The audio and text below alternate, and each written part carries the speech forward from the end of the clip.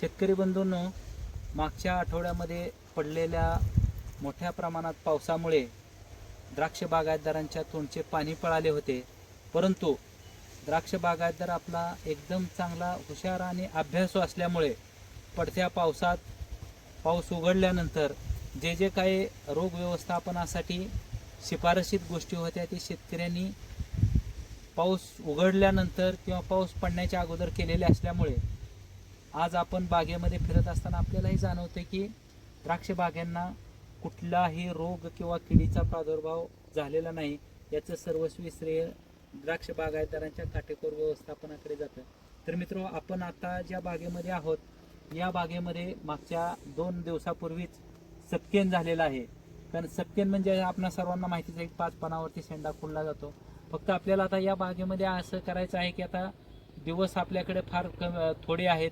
पुढे अजून सूर्यप्रकाश किती मिळणार आहे किंवा फार किती मिळेल, काय मिळेल आपल्याला सांगू शकत नाही. त्यामुळं सर्वात महत्त्वाचं म्हणजे मित्र हो, आता समजा या प्लॉटमध्ये जे आहे आपण सपकेन झालेल्या ते सर्वात महत्त्वाचं म्हणजे काडी संख्यांची जे काय मोजक्याच काडी आहेत ते आपल्याला ठेवणं गरजेचं आहे. अन्यथा घड निर्मितीला आपल्याला परिणाम होऊ शकतो. तर हे ज्या खालच्या बाजूने आलेल्या काड्या आहेत मित्र हो, त्या आपण काढणं गरजेचं आहे. जे जास्त काड्या आहेत ते विरळणी करणं गरजेचं आहे. हे खालच्या बाजूने आलेली काडी तीही असं काढणं गरजेचं आहे आपल्याला. आणि माफकच काड्या आपण ठेवल्यानंतर चांगल्या पद्धतीचं आपल्याला त्या काड्यांना सूर्यप्रकाश मिळेल आणि घड निर्मितीला कुठलीही अडचण येणार नाही. त्याच्यानंतर सपकेन केल्यानंतर ह्या मधल्या ज्या काय फुटी यायला लागतात ते आपण वेळच्या वेळी काढणं गरजेचं आहे.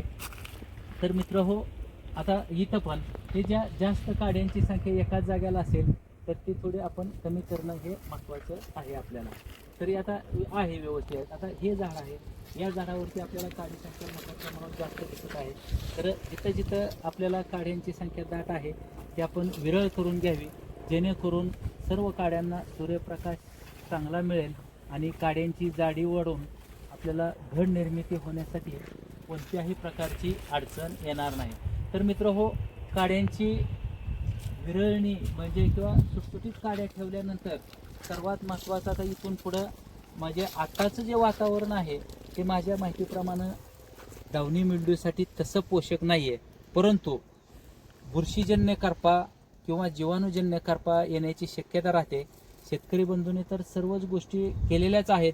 तरी आपलं काटेकोर निरीक्षण करून आपण कुठल्याही रोगाची किंवा किडींची इन्फेक्शन होणार नाही याकडं लक्ष द्यावं. त्याच्यानंतर मित्र हो, आता या बागेचा आपण पर्टिक्युलरली विचार केला तर मधल्या पावसामुळं आपल्या अन्नद्रव्याचं जे मोठ्या प्रमाणावरती लिचिंग झालेलं किंवा जमिनीमधून वाहून गेलेलं आहे. तर त्यासाठी आपल्याला आता ह्या शेंडा सपकेन झाल्यानंतर फुटणं गरजेचं आहे. तर त्यासाठी आपल्याला नत्राची गरज आहे. तर आपल्या अनुभवानुसार आपण अमोनिकल नत्राचा सोर्स हा पुरवावा. तर त्यासाठी 1261-0 ही ग्रेड आत्ताच्या घडीला या बागेसाठी सर्वोत्तम राहील.